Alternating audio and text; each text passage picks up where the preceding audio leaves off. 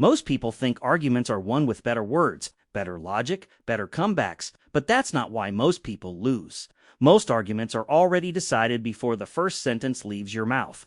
Not because the other person is smarter, but because your emotional position is weaker. In this video, I'm going to show you one psychological shift that instantly changes the balance of power in any argument. Not yelling, not dominance, not manipulation. A behavioral adjustment so subtle that most people never notice it. But once you apply it, arguments stop feeling like fights and start feeling like control. And if you stay until the end, you'll understand why the calmest person in the room almost always wins, even when they say very little. Quick reminder before we start, if you enjoy psychology that actually works in real conversations, hit like and subscribe. Now let's get into it. Here's the first truth most people miss. Arguments are not logical events. They're emotional exchanges disguised as logic. When someone challenges you, their brain is not asking who is correct, it's asking who is more stable, who reacts, who loses control first. The moment you feel the urge to interrupt, defend, or rush your point, you've already lost leverage. Because reacting emotionally signals something powerful, investment without control. And in psychology, whoever controls emotion controls the interaction. Most people think losing an argument feels bad because they were wrong. That's not it. It feels bad because they gave away control. They explained too fast. They justified too much. They tried to convince instead of anchor. The human brain is wired to follow calm authority, not loud certainty.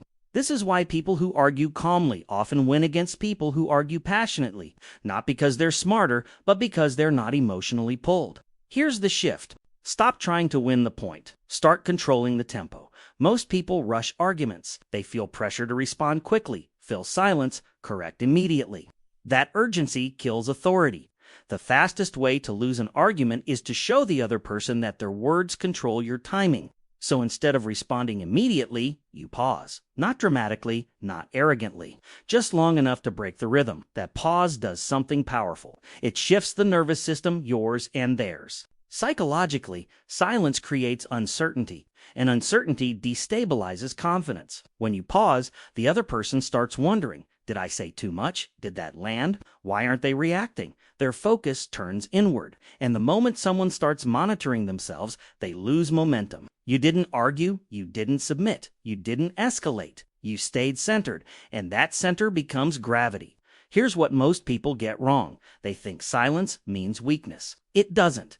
Silence is containment. When you finally respond after a pause, you don't explain. You state short sentences, calm tone, no emotional loading. Instead of, let me explain why that's not what I meant, you say, that's not accurate. Instead of, you're misunderstanding me because, you say, I disagree. No justification, no over-clarifying.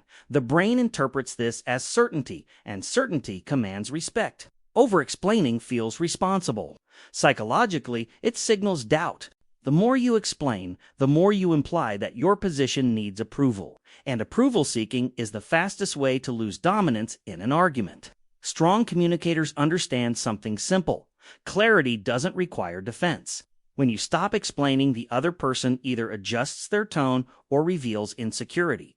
Both outcomes benefit you. Something interesting happens when you control tempo and clarity. People soften, they rephrase, they backtrack.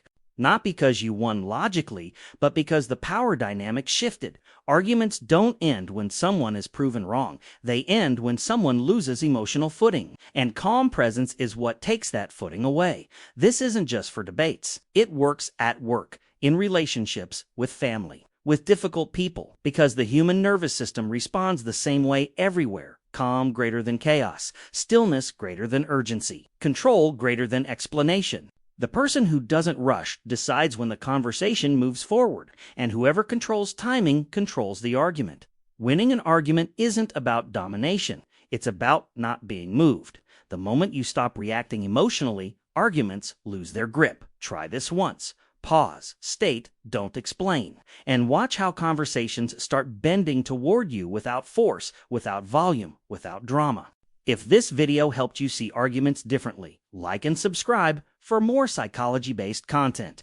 And next time a discussion heats up, remember, you don't need better words. You need better control. That's how arguments are really won,